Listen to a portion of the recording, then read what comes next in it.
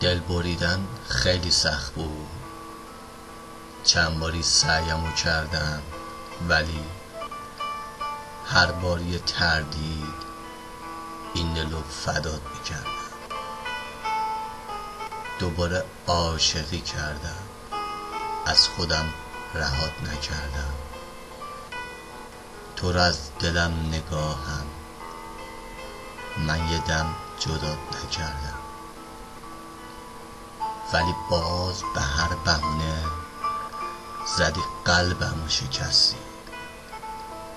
زیر پات له شد و اما تو ندیدی، دل نبستی. هیچی خوب نبود واسه تو، هرچی بودم و ندیدی. این همه درد و غم و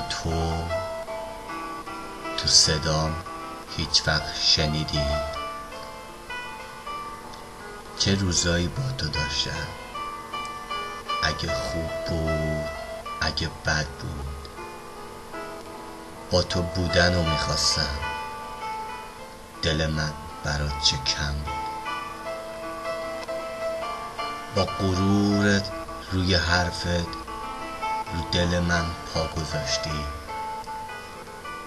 هیچی از شخصیت من حتی یک ذره نذاشتی.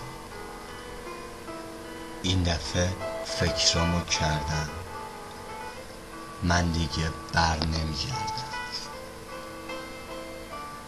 پیش تو جایی نداشتم، چرا اونجا سر میکردم.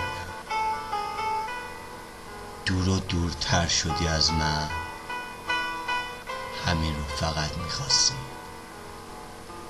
برو خوش باش و بدون که دیگه رفتم راستی.